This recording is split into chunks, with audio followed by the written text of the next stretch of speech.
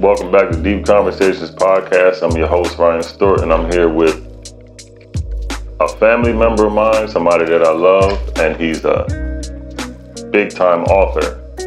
And he has a new book coming out, and he has several books that we're going to get in to talk about. And first of all, I want to introduce him and let him talk about his new book, The Loner and the Golf.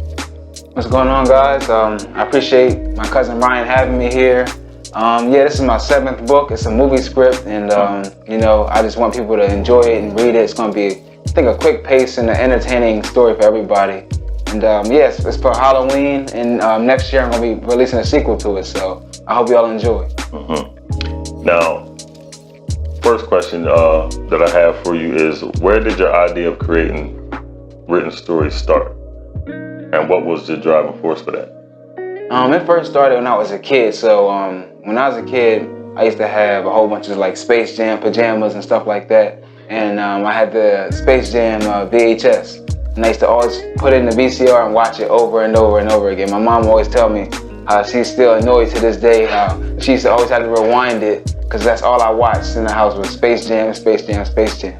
And then pretty much when my Space Jam phase was kind of fading away, I started watching Willy Wonka over and over again. So that kind of like sparked my imagination, and that's when I pretty much started writing, and that creative mindset started coming in. Like, so I always imagined certain things, and in school, as far as elementary school and middle school, that imagination from me being a toddler, you could say, just stuck with me, and I could create my own stories. And my teachers always told me I should be a writer, but I didn't really, start trying it until like my college years. Mm-hmm. Now, what was your early experience when you learned that language had power? I learned that language had power. I guess you could say like, first grade, second grade, when bullying situations occurred. So like when kids would cry because they were getting bullied, or you felt a certain way because a girl said something to you, like a girl may say that she like you in class and you hype, but another girl might say, oh, she don't find you attractive. But you're not thinking about that girl that said she like you. You think about the girl that said she don't find you attractive. Because that's when I found out language hurt, and it's powerful, So it can do both things to, conflict with your emotions. No, that's true, yeah, because it's still even people from, like you said, elementary school, that I still see the damn like, man, I remember what you said. Yeah, I remember what you said. So yeah, it's have you read anything? Can you think of anything that you've read that made you think differently about how you write? It was a story. It was a story way. Let me see. I'm trying to think, because I could say Harry Potter, but everybody go to that. Mm-hmm. Harry Potter was an influential type of thing when it came to books, So like when it came to J.K. Rowling discussing what wizards and witches did in the land that Harry Potter was living in, that kind of influenced the way I wrote. And for the most part, I've like read other books too, like it was like children's books and other novels and stuff that I want to say. I read so many, I'm trying to figure out, I want to pick one that sticks out to me. Because I got a bunch of books, as you can see, like over there.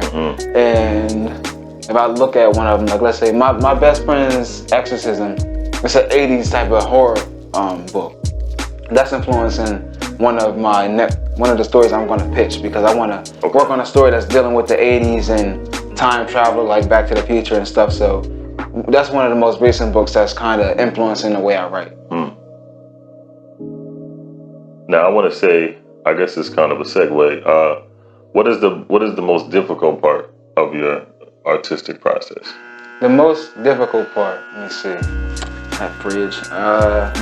When it comes to the most difficult part of the writing process for me, it's not having a team. So like when you're independent and you're by yourself, you don't have like an agent coming in to talk to you and say like, hey, where you are with your process. You don't have a mainstream publisher coming in to say, okay, well, we like chapter 1, but here's what you need to fix on paragraph 5. You gotta rely on you. Yeah, you gotta rely on you. Yeah. So you have to create a whole team inside of your head, and your own business in here. So all this is an agency, and you're like, so when you read the very first rough draft of your book, you gotta figure out what's good and what's bad and what stands out, what's entertaining. And I have times where I erased 300 pages.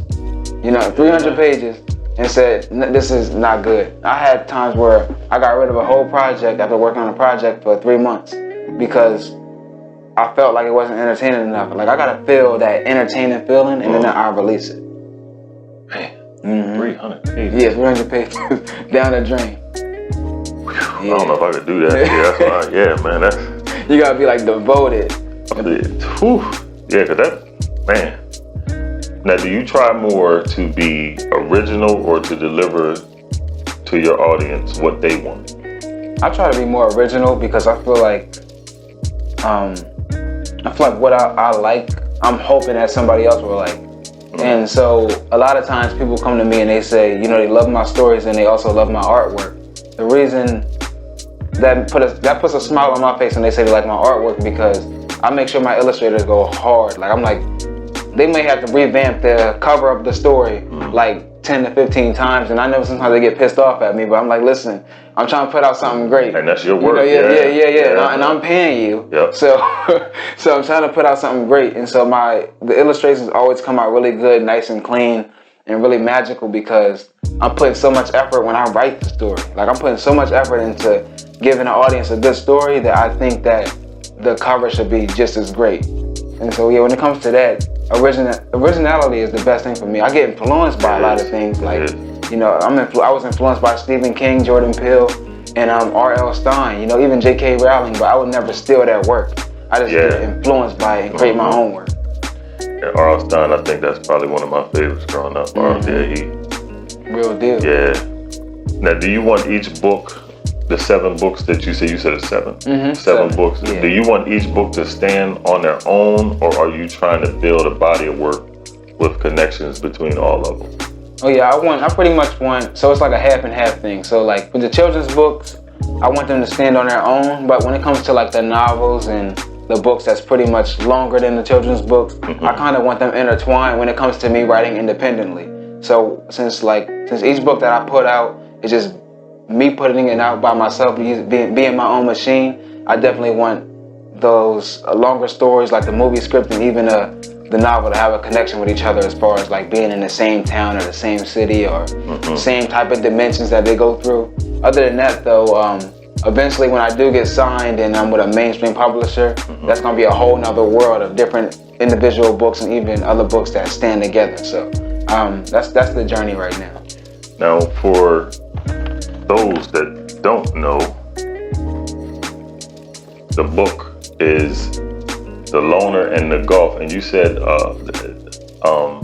it's going to be a movie script. Oh, it is a movie script actually. So like, if you open it up and look at it inside, it's read like a movie script. Yeah. It is. Yeah. So see, this is the one that I didn't get. I got 3 more, and this is the one that I'm going to work. It is. Yeah, and it so instead of it having chapters, it got scenes inside of it. Yeah.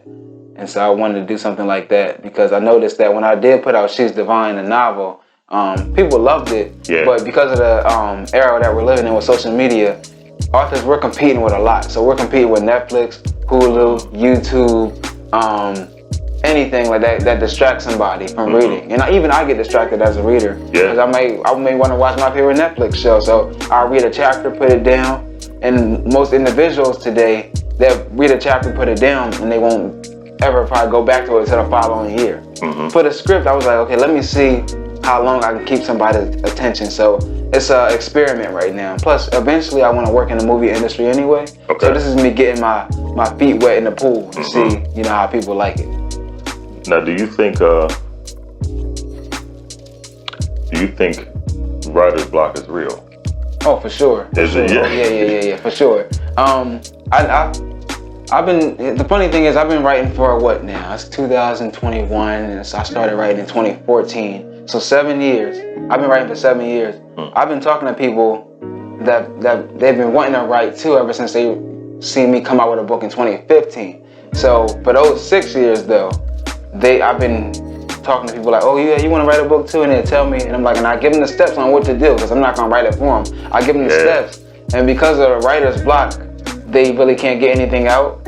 and they tell me like, oh yeah, I'm still working on it, and they probably on like sentence number 5, and it's been 5 years. So I get it. It's a thing. It's a process that's like really hard, and you gotta kind of like be gifted almost to like overcome that and keep releasing out story after story after story without getting writer's block. But I definitely get it sometimes. You know, so it's true. It happens. So y'all, I want y'all to tell them where they can find you on social media and where they can go to purchase these books. So on social media, on Instagram, you can find me at Lenny's_imagination, Lenny's_imagination, and then you also can find me at Lenny'sImagination.com as far as my website. And on my website, I have all my books, and you can purchase all my books on my website because it leads you directly to Amazon. Because I realized that Amazon was doing a thing where sometimes when you search my name in my book, you couldn't find me. I'm like, okay, Amazon, we're gonna play that game. Yeah. So let me go ahead and just give y'all the link and on my websites, and that's what I do. On my website, you can find all my books. You click on that button, and it takes you right to where you need to go. And it's a lot easier, and it gives you a summary. And I pretty much made my website like my own world, so you're like in a different whole imagination world when you go inside. Now all these, I'm gonna have these in the links below on this on my YouTube channel. So again, I want to thank you, cousin. I appreciate you. No problem. And you guys, he's dope. He's dope. There's a lot of books you're gonna see. A lot more that he's got coming out. So if you're not subscribed to my YouTube channel, subscribe right now. And do you have a YouTube channel that you have, or? Oh yeah. So I have a YouTube channel called Lenny TV.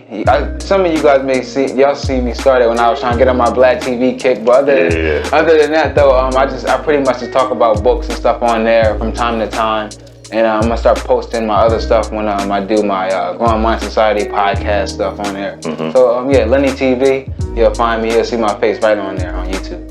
So y'all go subscribe to his channel, and then again, all his links to everything, all his social media and everything, and where you can find these books, they'll be in the description below. And again, thank y'all for tuning in. Deep Conversations Podcast. Have a good one. Peace out.